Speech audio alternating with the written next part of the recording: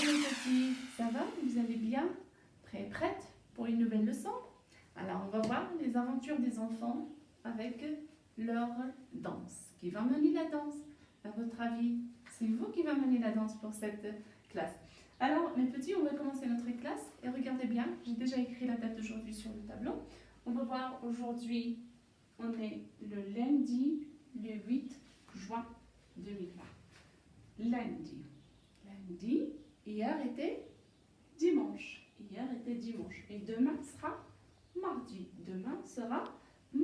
Alors, lundi, mardi, mercredi, jeudi, vendredi, samedi, dimanche, c'est les jours de la semaine. Et le mois, c'est le mois juin. D'accord, les petits? Aujourd'hui, on va finir notre livret 5. C'est la partie s'occuper des animaux. Comment s'occuper des animaux. D'accord? Et dans cette partie-là, on va voir ces lettres-là, on va voir les chiffres, et surtout le chiffre 3, on va voir le nombre 4. D'accord, mes petits? Alors, regardez bien, j'ai déjà tracé les lettres. Ça, c'est la lettre I. La lettre L. La lettre I, ça s'écrit avec horizontale, verticale, horizontale. La lettre L, ça s'écrit avec verticale, horizontale. La lettre O, ça s'écrit avec le rond. Et la lettre S, ça s'écrit avec demi-rond et demi-rond. D'accord? On va s'entraîner sur le sable. Pour les chiffres, ce que vous devez savoir cette année, c'est les chiffres de 1 jusqu'à 5. 1, 2, 3, 4, 5. On va mettre le point sur le 3. Et regardez bien, 3, ça s'écrit avec horizontale, oblique, demi-rond. Horizontale, oblique, demi-rond. D'accord, mes petits? Pour le nombre 4, j'ai fait 3 collections.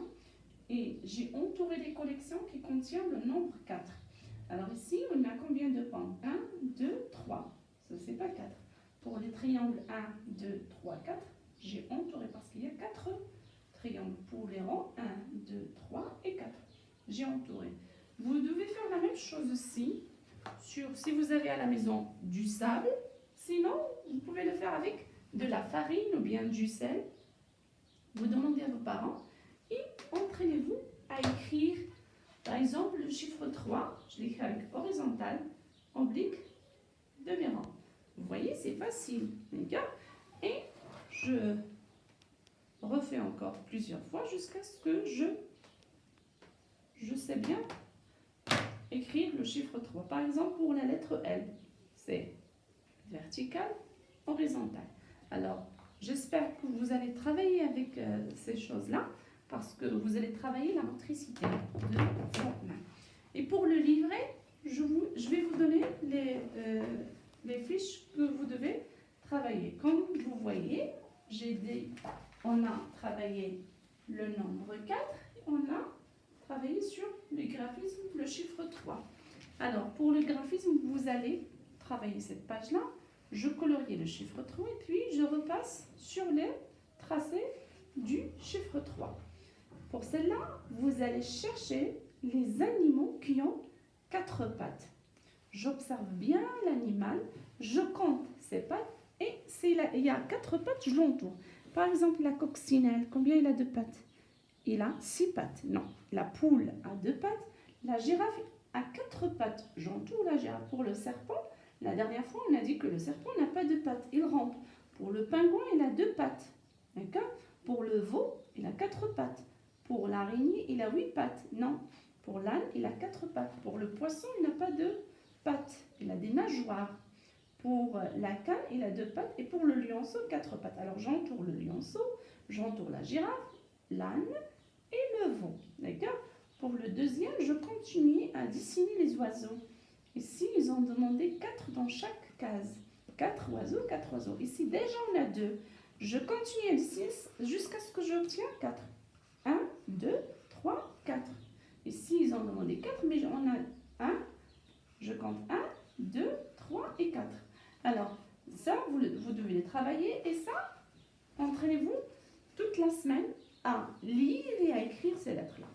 I, L, O, S. Et vous avez la chanson de l'alphabet.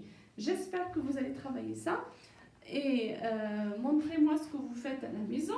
Je vous donne rendez-vous pour la séance prochaine pour travailler d'autres choses avec le livret 6. D'ici là, portez-vous bien mes petits et à la prochaine. Au revoir. Alors, rebonjour mes petits, nous voilà dans le coin de l'histoire et on va lire encore, on va voir que font les enfants pour se préparer pour la fête. Voilà, c'est le dernier livret que vous avez, mais qui va mener la danse. D'accord mes petits? Alors, comme vous voyez sur la couverture, il y a une petite fille qui essaie un chapeau sur la tête de son amie. Voilà, ils sont en train de préparer pour la fête. Ils ont fabriqué des chapeaux. D'accord? Alors, on va voir, on va lire les 2 premiers épisodes. Peut-être c'est comme ça. Comme vous voyez sur la première image, il y a la maîtresse et les enfants de la petite section autour d'elle. Mais la maîtresse tient un bâton à sa main. Voilà, on voit le tableau de rituel, on voit les placards, on voit l'horloge. D'accord? Et sur la deuxième image, on voit les enfants sont formés en groupes, 3 groupes. Il y a un groupe qui prépare les affiches, il y a un groupe qui fait les dessins pour les chapeaux et il y a l'autre qui les colle. D'accord? Ils sont en train de coller les chapeaux pour les essayer sur les têtes de leurs amis. D'accord les petits? Alors on va lire l'épisode 1 et l'épisode 2.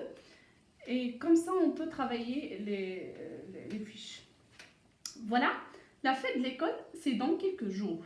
La maîtresse explique à ses élèves qu'ils vont préparer un spectacle pour les autres classes et pour leurs parents. Les enfants proposent de danser et de chanter. Mais ils parlent tous en même temps. On n'y comprend rien. Alors, la maîtresse sort un bâton. C'est le bâton de parole. Pour pouvoir donner son avis, il faut tenir le bâton de parole. Vous voyez le bâton de parole? Si on n'a pas le bâton, on ne parle pas. Et il faut lever la main pour demander le bâton.